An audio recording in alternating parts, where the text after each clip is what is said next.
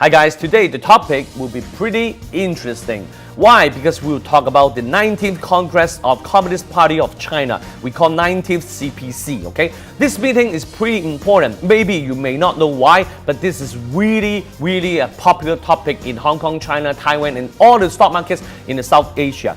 Because why? Because the last time, the 18th CPC is a meeting that once they have launched the economy direction, all they have to do in the next 5 years will be almost exactly the same as what they talk about in that meeting. Unlike any other countries, they will be voted out, they may be executed incorrectly, but in China, once they say it, they will do it. Once they do it, they will execute it perfectly because everything is under control. So rather than if you want to understand how the US, the UK, other countries, all the countries, how they communicate with China in the next 5 years, or you want to literally invest in the stock market in Hong Kong, in China, you really have to understand that because next 5 years, half of the world will be changed by this meeting, okay? So this is pretty much important. If you like this video, we've done really a lot of research for you guys and for ourselves also, for our portfolios. And if you like this, please just give me a thumbs up and also share this video to your friends. So something like that is pretty easy to understand. It's not hard to understand, okay? And you haven't subscribed channel, please subscribe to this channel and also click the notification button and also like my Facebook page. Please enjoy. So now the 19th CPC, what is that? So we'll talk about 18th CPC, okay? So 18th CPC is held in China in 2012, okay? So what they have talked about is really different than now. So back then it's talking about the renminbi is going so strong and the UK, Euro and US were complaining about the manipulation of the currency so that they were thinking about not to depend on other countries but to depend on themselves in China, within China. So they're focusing on the ecosystem in the farming industry and the urbanization, stuff like that. So they're talking about building bridges, they're talking about the metals, the infrastructure, stuff like that, the consuming industry. So things has passed. In the past few years, I think countries become really smart because they really focus on how to earn money. And in terms of formula of GDP, there's only one way for country to earn money is to earn it and profit it from others, okay? That means doing export, okay? So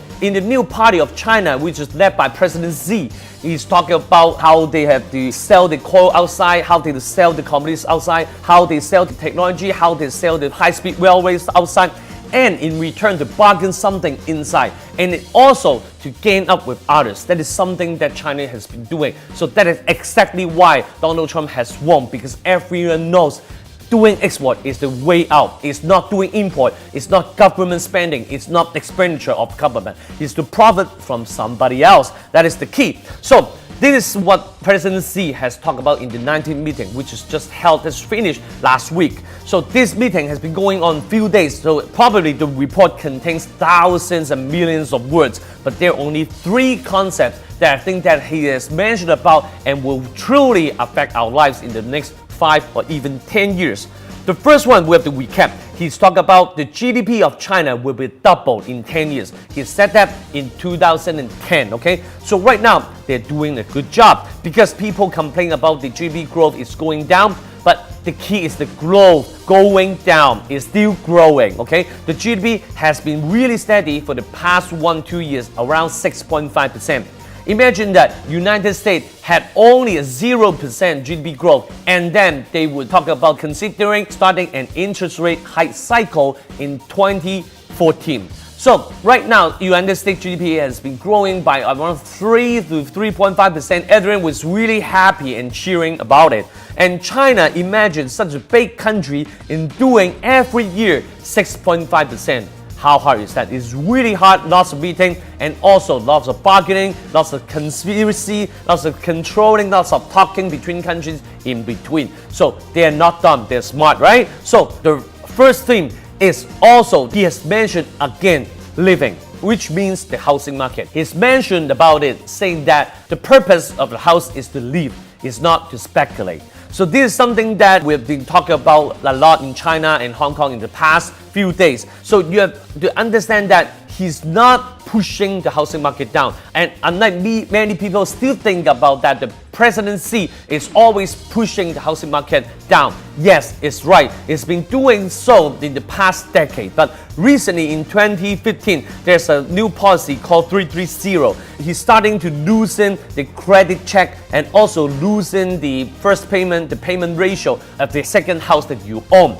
Okay, so that's basically the fundamentals of why the Chinese housing market has been booming in 2015. So also there's a statistics show that in China the demand is a lot more than United States, because statistics show that in China the ratio of everyone owning a house is almost double than United States. So you may say that if the housing market is too high, you may just live in your car or even rent a house forever, right? So because of the cultural difference between in China, in Chinese especially, they will do more about the next generation. They also expect the next generation to pay them some kind of money for their retirement. But in the Western culture, it's not like that. So this life is this life. The next generation, more or less, I can help you, but it's your deal. But for Chinese, especially in the culture of Chinese, is next generation is still your kid. Your grandsons is still your kids of kid. So they will tend to buy a house for next generation. So no matter what, by the end of my life, I will have to own a house.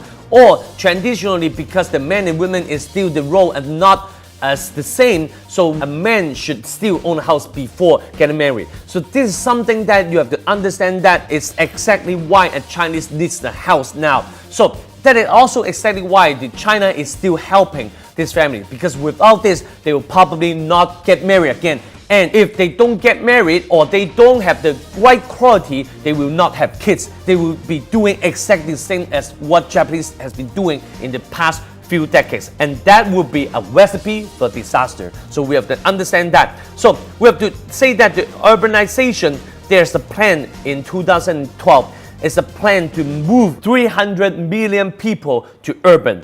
And they're right on track. And how big is 300 million people? It's the whole population of United States.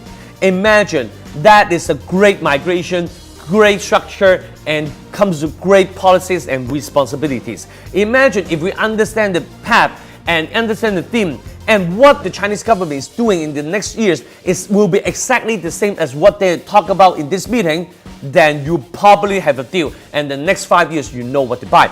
So the housing market of China, you will have to understand what you should buy. So one of them is Vanke. So that is the biggest property company in China, Vanke. So they own Shanghai properties, Shenzhen properties, Beijing properties, okay? They're doing the first tier to second tier housing market. Also, they're doing third and fourth tiers. The thing is, the Chinese government and see what they're doing is to make the growth of first tier and second tier housing market grow slower.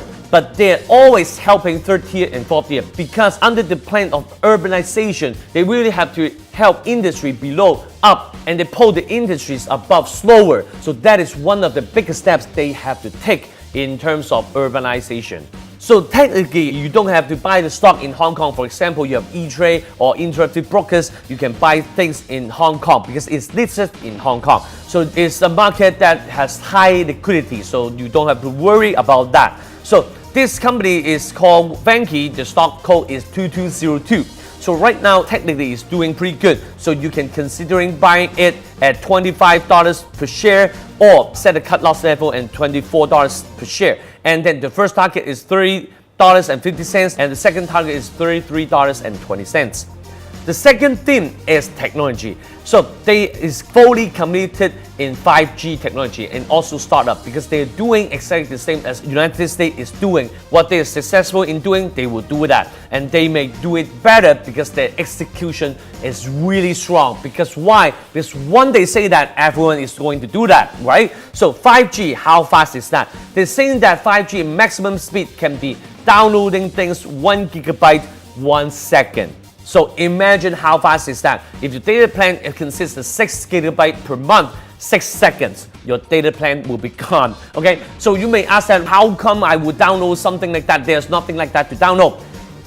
Believe me, trust me, ever since mankind has developed 2G, 3G, and 4G, when the straw is getting bigger, they will have bigger things for you to suck. Okay, so that is something that the policies ourselves and also the service provider will be doing. Back by then, your data plan will be at the same price, but maybe 1,000 gigabytes per month because technology will be going down, right? That's something that economists have talked about 30 years ago. And also, will you use the cell phone globally? Yes, because up to last year, almost one person will have one cell phone, one mobile phone. We'll not talk about United States, Hong Kong, Singapore, stuff like that, including every other countries in the whole wide world, okay? Everyone will have one cell phone. So this is a growing trend, is really something that has happened already. So imagine 5G cell phone, 5G cell phone, and I'll give you one more statistic. It's estimated by 2023, globally, people who using 5G will reach 1 billion people. And by 2025, it will become 2.5 billion people, and half of them are from China. So again, I've talked about that. When the theme is there, when the plan is started, and the execution is almost exactly the same as what they're talking about now, so you know what to invest in the next 5 years.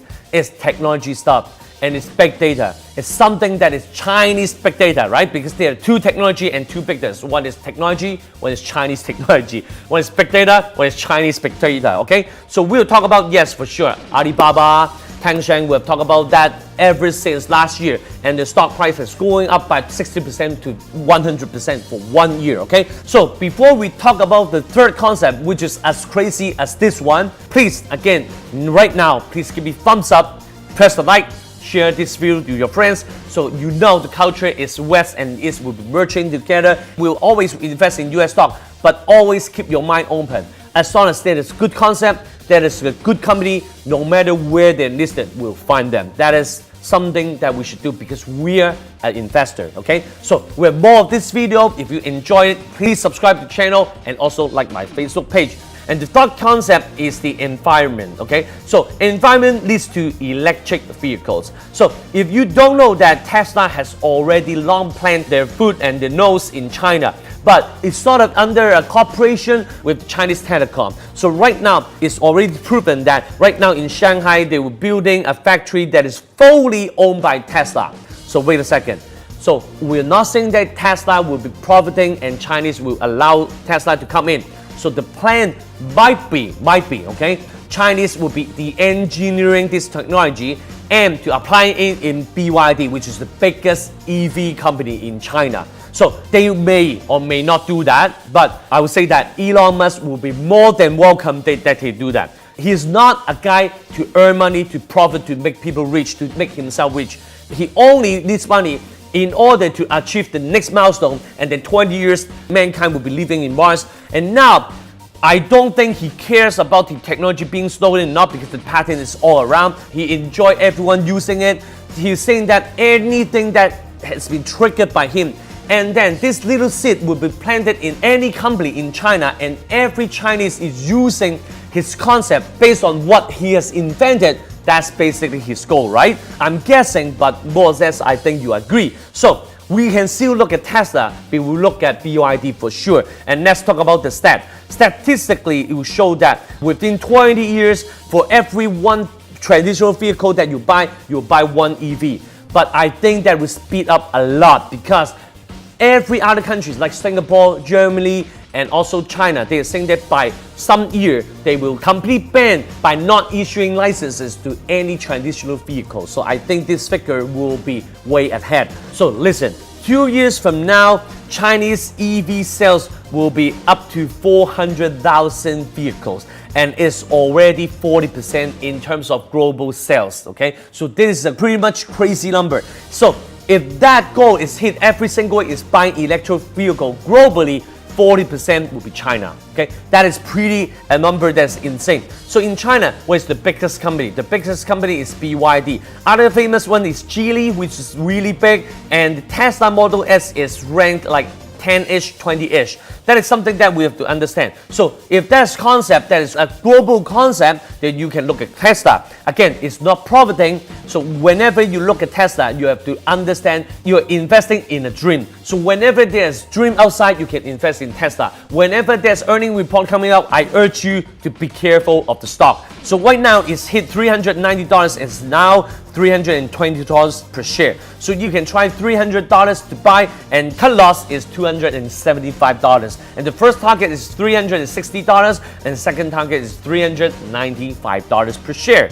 So the next one is BYD company. It's the biggest EV company in China, and the presidency is helping them for sure. Okay, so BYD, the chart is gone up double in the past 2 months. It's pretty crazy. Everyone is buying this stock at its peak, so there is something wrong to do. So you can see a head and shoulder pattern at the top. So the stock price should hit $62 to $64 until the adjustment ends. So we can see if it hits $60.50, you can try buying it, and the first target should be $72 per share. So give me thumbs up, leave me comments, or you have any questions, or you have any other ideas or things and points to add in this video, please leave me comments in the comment box right below. So I will see you next time. Investing Big Easy.